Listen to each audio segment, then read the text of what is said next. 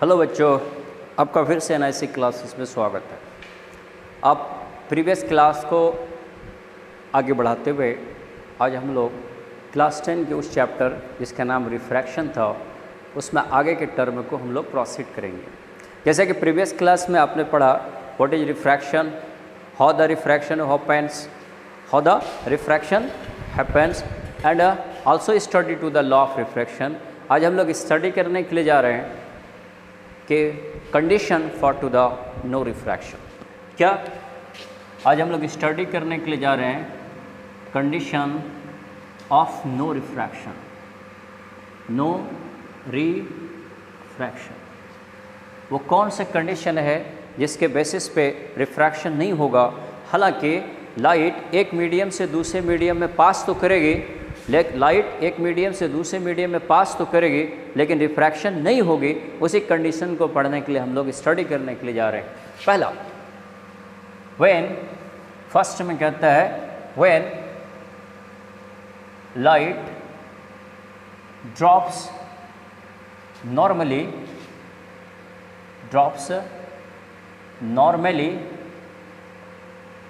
on a refracting surface, on a refracting surface। ठीक है, कैसे ड्रॉप करेगा? ये नॉर्मली ड्रॉप करेगा। कैसा? सपोज दैट ये मेरा एक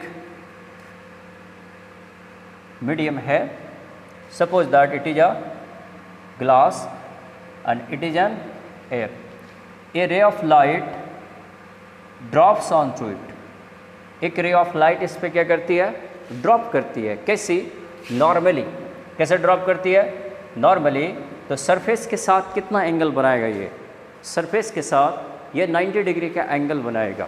ओके, बट आप ये जानते हैं कि अगर ये यहाँ से एक नॉर्मल को ड्रॉप करें, it is a normal, it is a light और it is a normal. Suppose that normal and path of a light both are the perpendicular to each other. आप इस बात को जानते हैं, नॉर्मल आल्सो सरफेस पे क्या होता है? परपेंडिकुलर होता है। तो in that condition normal and that line या लाइट जो नॉर्मली परपेंड किया, दोनों क्या है? नॉर्मली है, दोनों क्या हो जाएगा? पैरेलल हो जाएगा। आप इस बात को भी जानते हैं कि लाइट का एंगल का जो मेजरमेंट करते हैं वो किसके साथ करते हैं? नॉर्मल के साथ करते हैं। लाइट का एंगल किसके साथ मेजरमेंट करते हैं? नॉर्मल के साथ करते हैं। इंसिडेंट एंगल या फिर रिफ्लेक्टेड एंगल जो होगा वो किसके साथ होगा? नॉर्मल के साथ होगा। ठीक है, तो यहाँ पर नॉर्मल भी और ये सरफेस भी, ये लाइन भी, दोनों क्या है? पैरेलल है। इसलिए एंगल ऑफ इंसिडेंट क्या हो जाएगा? Angle i will be 0। Angle i कितना हो जाएगा? 0 हो जाएगा। और आप इस बात को जानते हैं कि अगर एंगल ऑफ आई और एंगल ऑफ आर दोनों इक्वल हो गया, तो रिफ्रैक्शन नहीं होगा। कैसे? मान लीजिए ये लाइट है, इस तरह ये एक लाइन है, ये ग्लास है और ये एयर है। लाइट ऐस कुछ भी है, ये लाइट पास कर गई, यह आई और यह आर, दोनों आई और आर बराबर हो जाएगा। तो रास्ता में तो कोई बेंडिंग नहीं हुआ। बेंडिंग हुआ क्या? बेंडिंग नहीं हुआ। आई और आर दोनों आपस में क्या हो गया? इक्वल हो गया। तो अगर आई और आर दोनों अगर इक्वल हो गया तो उस कंडीशन में भी रिफ्रैक्शन नहीं होगा। तो फिर क्या किया जाएगा? जरा आगे बढ़ाएं, जरा इस चीज़ को देखते हैं कि आई 0 हो गया तो आर कितना होगा? अगर आर भी 0 हो गया तो रिफ्रैक्शन नहीं हुआ, और अगर आर 0 नहीं हुआ तो रिफ्रैक्शन होगा। तो फिर क्या करेंगे? यूज करेंगे कौन सा? आपने पढ़ा लॉ ऑफ रिफ्रैक्शन। क्या पढ़ा? Law of refraction. Law of refraction में आपने स्टडी किया क्या? Sine i by sine r equal to क्या होता है? कांस्टेंट होता है। Sine i by sine r equal to constant. यहाँ से हम आर का वैल्यू को फाइंड आउट करेंगे। ओके, एक बार क्रॉस मल्टीप्लिकेशन करें। Sine i equal to k into sine r, that is sine r equal to sine i by k. I is equal to 0 क्योंकि लाइट को कैसा ड्रॉप किया है? नॉर्मली ड्रॉप किया है, इसलिए आई क्या होगा? 0 होगा। तो हम क्या लिखेंगे? साइन 0 डिग्री बाई क्या लिखेंगे? के। और साइन 0 का वैल्यू कितना होता है? 0 बाई के। साइन आर इक्वल टू कितना हो जाएगा? 0 by k, that is sine r equal to कितना हो गया? 0। और sine r equal to sine 0 degree, hence angle r equal to क्या हो गया 0 degree, that is angle i equal to angle r equal to क्या हो गया 0 डिग्री हो गया। अगर एंगल आई और एंगल आर दोनों बराबर हो जाएगा, दोनों इक्वल हो जाएगा, तो समझो वहाँ पर रिफ्रैक्शन नहीं हुआ। हालांकि लाइट एक मीडियम से दूसरे मीडियम में प्रोपगेट कर रही है, एयर है, it is a rare medium, या ग्लास है, it is denser medium. Rare medium से डेंसर मीडियम में अगर लाइट जाएगी और रास्ता को वो क्या कर लेगी, चेंज कर लेगी, रास्ता को चेंज कर लेगी तो रिफ्रैक्शन हो गया, और रास्ता चेंज नहीं करेगी तो रिफ्रैक्शन नहीं होगा। हालांकि लाइट एक मीडियम से दूसरे मीडियम में जाएगी। तो कंडीशन ऑफ नो रिफ्रैक्शन के लिए क्या होता है, व्हेन लाइट ड्रॉप्स नॉर्मली, ये ऑब्जेक्टिव में जाएगा, जब लाइट नॉर्मली ड्रॉप कर जाएगी तो उस वक्त में भी रिफ्रैक्शन नहीं होगा। ये हमारा पहला कंडीशन था।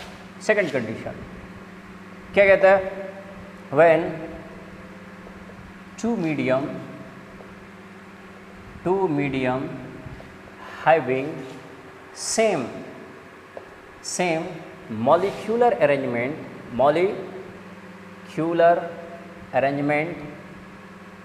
or refracting index अगर दो मीडियम का रिफ्रैक्टिव इंडेक्स या फिर रिफ्रैक्टिव इंडेक्स या फिर मॉलिक्यूलर अरेंजमेंट सेम हो तो फिर उस कंडीशन में भी रिफ्रैक्शन नहीं होगा। When the two medium having to the same molecular arrangement और रिफ्रैक्टिव इंडेक्स, इस कंडीशन में भी रिफ्रैक्शन हमारा नहीं होगा। कैसे, I am going to discuss that. Suppose that ये एक रिफ्रैक्टिंग सरफेस है, अपर में कोई मीडियम है जिसका सपोज दैट मॉलिक्यूलर अरेंजमेंट इस वे में है, दूसरे का भी मॉलिक्यूलर अरेंजमेंट, दूसरा लाइन भी इसी कंडीशन में है, नीचे में भी सेम है। हालांकि दोनों मीडियम क्या है, अलग अलग मीडियम है, लेकिन दोनों का मॉलिक्यूलर अरेंजमेंट क्या है, इक्वल है। दोनों का मॉलिक्यूलर अरेंजमेंट लगभग क्या है, इक्वल है। तो इस कंडीशन में भी हम कहेंगे कि इसमें कोई भी रिफ्रैक्शन नहीं होगा। क्यों, जब लाइट इसमें वेव के फॉर्म में चलेगी तो कोई भी पाथ में चेंजिंग नहीं होगी, वो आराम से वो निकल जाएगी। ठीक है। तो इस कंडीशन में भी क्या देख रहे हैं, लाइट एक मीडियम से दूसरे मीडियम में पास तो कर रही है, लेकिन कोई भी रिफ्रैक्शन नहीं हो रही है। क्यों नहीं हो रही है, क्योंकि दोनों का मॉलिक्यूलर अरेंजमेंट सेम है और साथ साथ में क्या चीज़ सेम है, रिफ्रैक्टिव इंडेक्स सेम है। Hence I can say that my dear student के लाइट एक मीडियम से दूसरे मीडियम में पास करने के बावजूद भी, एक मीडियम से दूसरे मीडियम में जाने के बावजूद भी हमारा रिफ्रैक्शन पॉसिबल नहीं है। ठीक है। किस किस कंडीशन में, एक कंडीशन किसको बोलते हैं, जब लाइट कैसे ड्रॉप करेगा, नॉर्मली ड्रॉप करेगा, और दूसरा जब लाइट एक मीडियम से दूसरे मीडियम में जाएगी और दोनों मीडियम का रिफ्रैक्टिव इंडेक्स या फिर मॉलिक्यूलर अरेंजमेंट क्या रहेगा, सेम रहेगा, उस कंडीशन में भी हमारा क्या नहीं होगा, उस कंडीशन में भी हमारा रिफ्रैक्शन पॉसिबल नहीं है। आई होप कि आपने इस बात को समझा होगा। तो ये क्लास 10 की बहुत अच्छी चैप्टर में से एक चैप्टर है। ये फाइनल एग्ज़ाम में भी इससे बहुत सारे क्वेश्चंस आते रहते हैं कि condition of to the no refraction, condition of to the refraction, इस तरह की चीज़ हम लोगों में होता है। ओके, आइए फिर एक नए टॉपिक को हम लोग देखते हैं, फिर हम लोग एक क्लास न्यूमेरिकल के लिए भी देंगे। या इसके बाद एक टर्म आता है जिसका नाम होता है refractive index, denoted by mu और ईटा, या फिर म्यू से डिनोट करते हैं या फिर ईटा से डिनोट करते हैं। आइए इस बात को समझते हैं क्या कहना चाहता है रिफ्रैक्टिव इंडेक्स। ओके, आप इस बात को जानते हैं कि अगर सपोज दैट ये वाटर लिया और ये हमने ग्लास लिया, दोनों में लाइट क्या क्या सेम एंगल से हमने प्रोपोगेट किया, तो किसी में रिफ्रैक्शन कम होगा, किसी में रिफ्रैक्शन ज़्यादा होगा कि नहीं होगा। किसी में रिफ्रैक्शन कम या किसी में रिफ्रैक्शन क्या हो जाएगा, ज़्यादा हो जाएगा। यानी magnitude of refraction can be changed if you change the medium. एक में रिफ्रैक्शन ज़्यादा होगा, एक में रिफ्रैक्शन क्या होगा कम होगा। इसी टर्मिनोलॉजी को समझने के लिए एक नया टर्म आता है जिसको क्या बोलते हैं, रिफ्रैक्टिव इंडेक्स। रिफ्रैक्टिव इंडेक्स ये भी कह सकता है कि मैग्नीट्यूड ऑफ रिफ्रैक्शन, कितना ज़्यादा रिफ्रैक्शन हुआ, कितना कम रिफ्रैक्शन, किस में ज़्यादा होगा, किस में कम होगा, इस बारे में डिस्कशन कौन करता है, रिफ्रैक्टिव इंडेक्स कहते हैं। इसका डेफिनेशन दो है। एक डेफिनेशन क्या है, magnitude of a refraction, magnitude of a refraction, किसका रिफ्रैक्शन ज़्यादा होगा, किस में पाथ ज़्यादा चेंजिंग होगा, किस में पाथ कम चेंजिंग होगा, उसको हम लोग किस टर्म में से पढ़ेंगे, उसको हम लोग रिफ्रैक्टिव इंडेक्स के टर्म में से पढ़ेंगे। लेकिन सबसे पहले हम लोग रिफ्रैक्टिव इंडेक्स का डेफिनेशन हम लोग पहले एक बार देख लेते हैं, फिर हम लोग समझते हैं what is the refractive index, what is the refractive index. I am going to discuss you, okay. लिखा जाए, it is defined as the ratio of, it is defined as the ratio of speed of light in air to the speed of light in medium. It is defined as the ratio of, किसका ratio, speed of light in air और speed of light in medium. यानी किसी भी medium का refractive index निकालने के लिए, यानी किसी भी मीडियम का रिफ्रैक्शन को निकालने के लिए सबसे पहले लाइट को किधर से पास करना पड़ेगा, एयर की तरफ से पास करना पड़ेगा। क्या मतलब, जरा से इस बात को समझते हैं। सपोज दैट ये टॉपिक क्या है, एयर है, ये क्या है, water, water is a medium. Suppose that ये एक लिया, ये एयर है, ये हमारे पास क्या है, ग्लास है, it is also a medium, it is also a, ये दोनों क्या है, मीडियम है। अगर सपोज दैट वन रे ऑफ लाइट को यहाँ से क्या करेंगे हम लोग, ड्रॉप करेंगे, तो इसमें कुछ ना कुछ क्या होगा, रिफ्रैक्शन होगा। यहाँ से रे ऑफ लाइट को हम इंसिडेंट करेंगे, इसमें कुछ ज़्यादा और कुछ कम क्या होगा, रिफ्रैक्शन होगा। ये भी रिफ्रैक्शन, ये भी रिफ्रैक्शन, ये भी वाटर में भी रिफ्रैक्शन और ग्लास में भी क्या हो गया, रिफ्रैक्शन होगा। इस टर्म को समझें, क्या कहता है कि it is defined as the speed of light in air to the speed of light in medium called to the refractive index of a medium. इसको क्या कहेंगे, called the refractive index of a medium. ठीक है, अगर यहाँ पे इसको लिखा जाए तो एयर में जो स्पीड होता है लाइट का, उसको किससे डिनोट करते हैं, सी से डिनोट करते हैं। वाटर में जो स्पीड होगा इसको क्या बोलेंगे, वी डब्ल्यू बोलेंगे। एयर में सी होगा और इसको क्या बोलेंगे, वी डब्ल्यू बोलेंगे।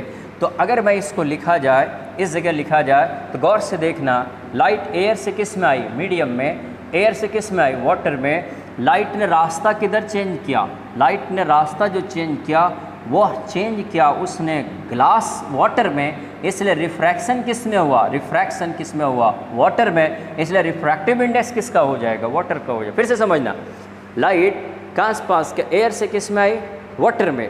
तो वाटर में जब जैसे ही वो एंट्री किया तो लाइट ने अपना रास्ता चेंज किया। लाइट इस पाथ में जाना चाह रही है, लेकिन वो अपना रास्ता क्या कर गई, बेंड कर गई, इस तरफ आ गई। तो जहाँ पे रास्ता बेंड की, वही रास्ता जो बेंड करने की वजह से उसको क्या बोलेंगे, रिफ्रैक्शन बोलेंगे।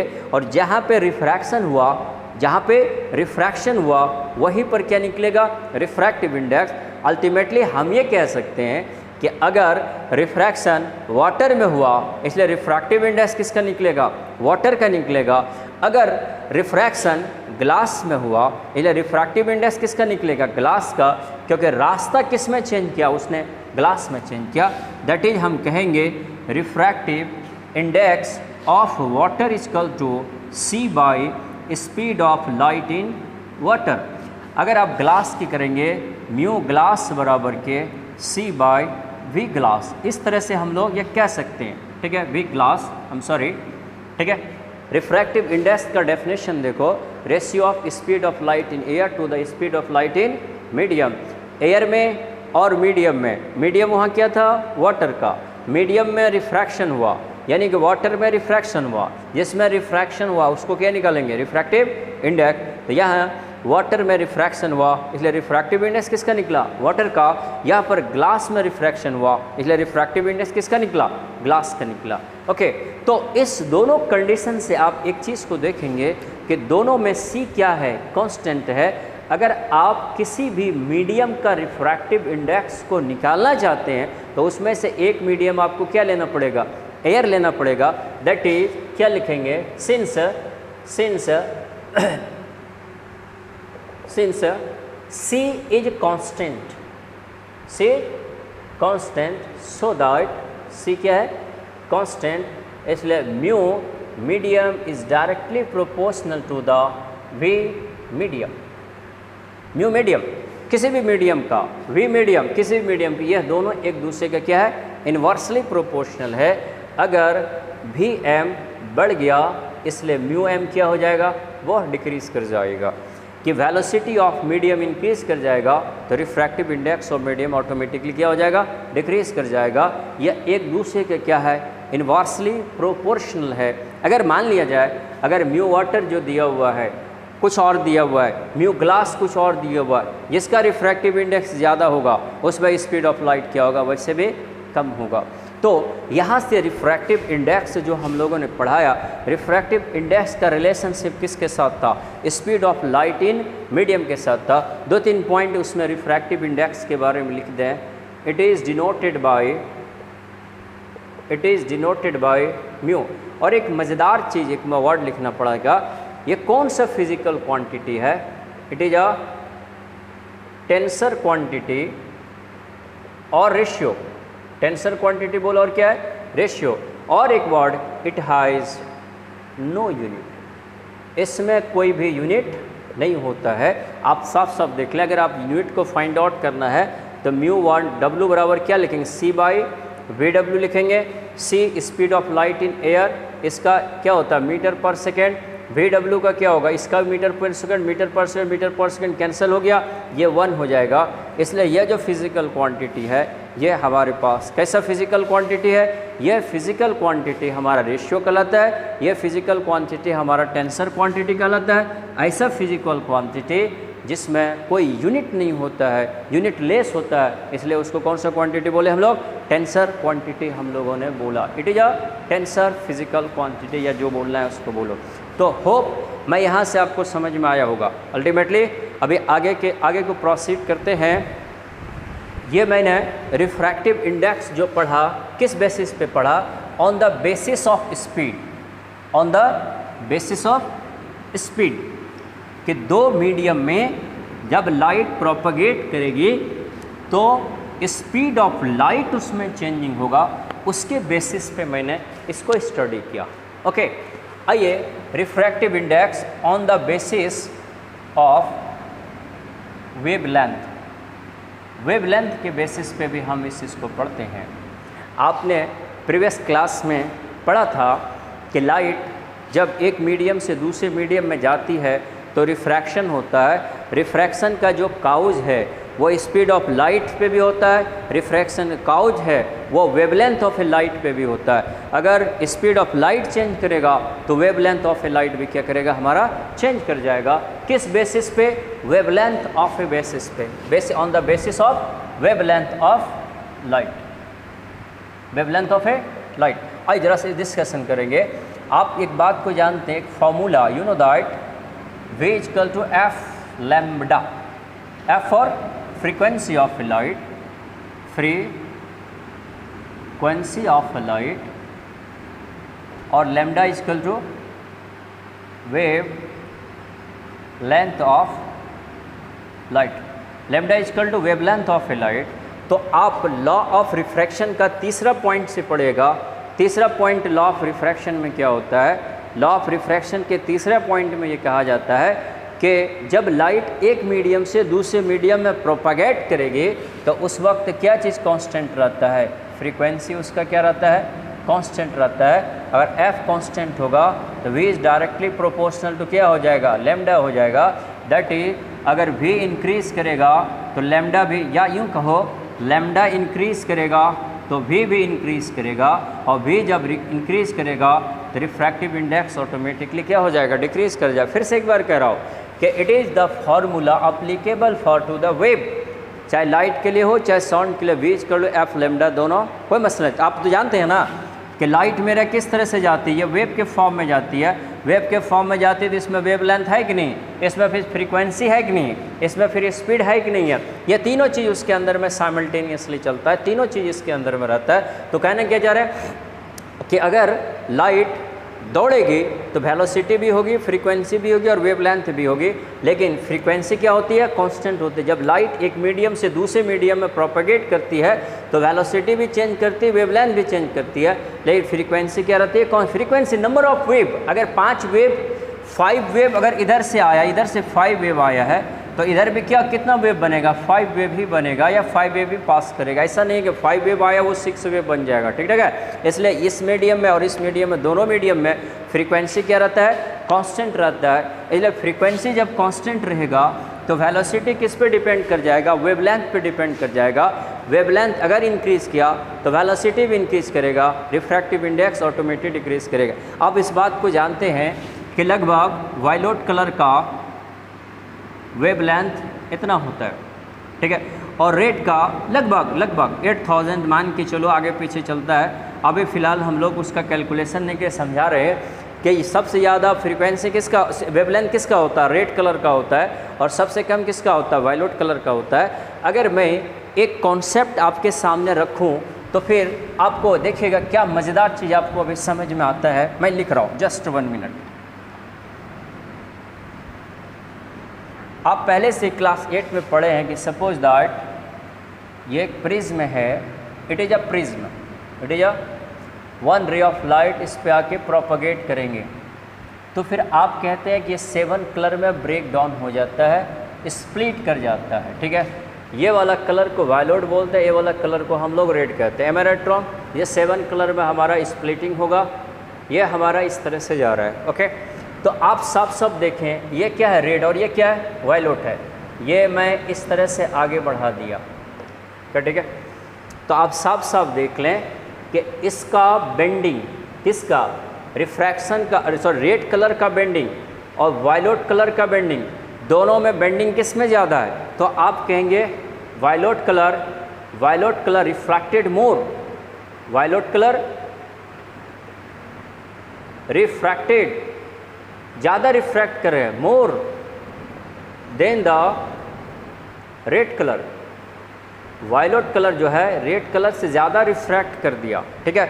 आप पढ़े हैं कि वायलेट कलर और रेड कलर, आप यूँ समझो किस में रिफ्रैक्शन ज़्यादा हुआ, देख सकते हैं। ये इधर से जाना चाहिए, नॉर्मल हो गया, ये ज़्यादा मुड़ गई, ज़्यादा उससे दूर चली गई, जाना चाहती है नॉर्मल की तरफ, देख ले, ये जाना चाहती इधर, ये नॉर्मल की तरफ ज़्यादा नज़दीक आ गई, कौन, वायलेट, और रेड उससे कम आ गई। तो हम कहेंगे जिसमें ज़्यादा बेंडिंग हुआ उसका ज़्यादा रिफ्रैक्शन हुआ, जिसका ज़्यादा रिफ्रैक्शन हुआ उसका रिफ्रैक्टिव इंडेक्स भी क्या होगा, ज़्यादा होगा।